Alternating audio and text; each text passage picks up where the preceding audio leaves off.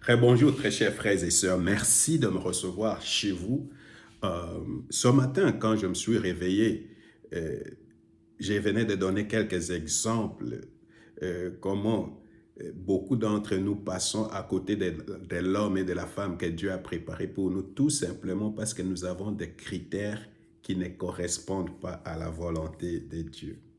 Nous avons des standards qui ne correspondent pas à la volonté de Dieu. Nous ne voulons pas, par exemple, marier des hommes avec des enfants, des femmes avec des enfants. Et pourtant, ce sont des bonnes femmes, ce sont des bons hommes, des gens qui craignent Dieu. Mais la société, la culture, le système tel qu'il est, nous empêche parce que nous disons, qu'est-ce que le monde, qu'est-ce que les gens vont dire? Qu'est-ce que les gens vont dire? Qu'est-ce que le monde? Comment le monde? Vous savez, alors tout cela est très mal perçu. Je ne sais pas comment je peux vous expliquer toutes ces choses-là. Vous savez, avec Pierre, dans les Actes des Apôtres, chapitre 10, Dieu lui a donné une vision. Il y avait un plateau avec toute espèce d'aliments pour manger, tout ça. Pierre, tout à coup, dit non, moi je suis un bon juif, un bon juif, je suis un bon chrétien, je ne mange pas et tout ça, tout ça.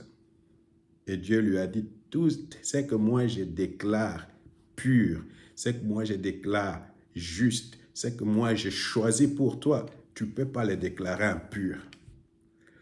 Et combien de fois, frères et sœurs, nous déclarons beaucoup de femmes, beaucoup d'hommes dans nos églises impurs, tout simplement à cause des critères que nous-mêmes nous avons établis et qui sont influencés par le monde et non par Dieu. N'oublie pas, le monde entier est sous l'autorité du diable.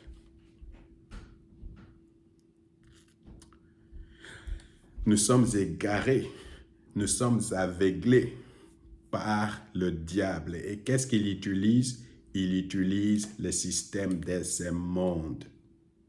Il utilise les motivations, les attitudes, les ambitions, les désirs, les normes et les priorités de ce monde pour nous aveugler. Constatez que tout ce qui est motivation, tout ce qui est attitude, tout ce qui est ambition, tout ce qui est désir, tout ce qui est norme, tout ce qui est système de valeurs de ce monde, il est différent de tout ce que Dieu veut. Pourquoi? Parce que le monde entier est sous l'autorité du diable. C'est pour cette raison que nous devons être complètement libres de l'influence de ce monde présent. Avant de continuer, laisse-moi te laisser avec cette question.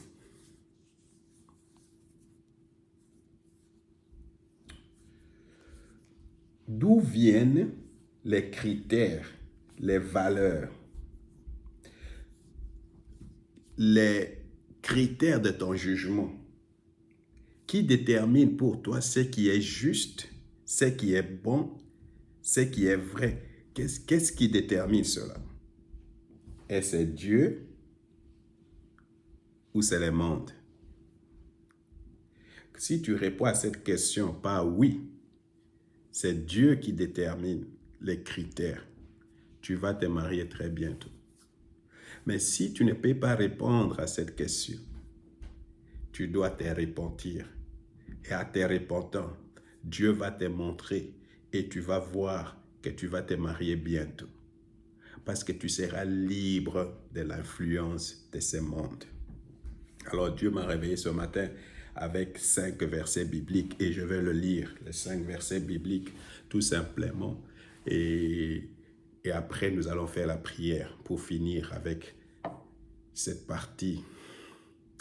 Alors, dans 1 Jean chapitre 2, verset 15 à 17, « N'aimez pas le monde, ni rien de ce qui fait partie de ce monde. » N'aimez pas le monde veut dire n'aimez pas le système social de ce monde. N'aimez pas les critères de ce monde. N'aimez pas les valeurs de ce monde. N'aimez pas les priorités de ce monde, les ambitions de ce monde. Si quelqu'un aime le monde, L'amour pour le Père n'est pas en lui. Si quelqu'un aime, ça s'explique par soi, mais si tu aimes le monde, tu ne peux pas aimer Dieu. Je peux conclure par cela que beaucoup de chrétiens n'aiment pas Dieu parce qu'ils aiment le monde plus. Alors, en effet, tout ce qui fait partie du monde, les mauvais désirs qui animent l'homme, les mauvais désirs qui animent l'homme livré à lui-même, la soif de posséder ce qui attire les regards, alors les mauvais désirs, la soif de posséder ce et l'orgueil qui inspire les biens matériels, tout cela ne vient pas du Père, mais du monde. Trois choses. Un, le désir. Deux, le regard. Trois, l'orgueil de biens matériels. Ce sont les trois tentations que chaque chrétien doit vraiment dépasser. Dans la Bible, quand vous lisez l'histoire de Ève, Ève a été tentée comme Jésus de la même façon. Ève a été tentée dans les jardins par les trois choses et Ève et Adam n'ont pas réussi à cette tentation-là. Ils sont tombés. C'est pourquoi on appelle Jésus le second Adam, parce que Jésus a été soumis à la même tentation quand le diable l'a tenté au désert. D'abord, il avait faim, les désirs de la chair. Il lui amène à manger si tu manges. Et puis après, les désirs des yeux, il lui fait montrer le monde entier. Et puis le désir de posséder, l'orgueil, le pouvoir. Si tu m'adores, je te donne le pouvoir. Alors voilà, nous serons tentés avec toutes ces choses-là. Et si nous aimons cela, frères, nous n'allons jamais avoir ce que Dieu veut nous donner. Alors, dans Jacques chapitre 4, verset 4, la Bible dit, peuple adultère, adultère, parce que si tu aimes Dieu, si tu aimes le monde et tu aimes en même temps Dieu, c'est comme une femme mariée qui commet de l'adultère. Tu ne peux pas aimer Dieu et aimer le monde. C'est incompatible. Alors la Bible dit, adultère que vous êtes, ne savez-vous pas qu'aimer le monde, c'est haïr Dieu? J'ai l'impression que beaucoup de chrétiens aiment beaucoup plus le monde qu'ils aiment Dieu. Ils haïssent Dieu, tout simplement parce qu'ils aiment le monde. Donc, quelqu'un veut être l'ami du monde, il se fait ennemi de Dieu. Pose-toi la question, est-ce que je suis ami du monde? Est-ce que je suis ami de Dieu ou ami du monde? Est-ce que je suis ennemi de Dieu par le fait tout simplement que j'aime le monde? Pourquoi Dieu parle d'ennemi? Qui est l'ennemi de Dieu? Ce n'est pas toi. L'ennemi de Dieu, c'est le diable. Alors j'ai dit, le diable est en train de régner sur tout le monde entier. Le système est dirigé par le diable. Dans Jean chapitre 15, verset 18 à 19, « Si le monde vous déteste, sachez qu'il m'a aussi détesté avant vous. Si vous étiez du monde, le monde ne vous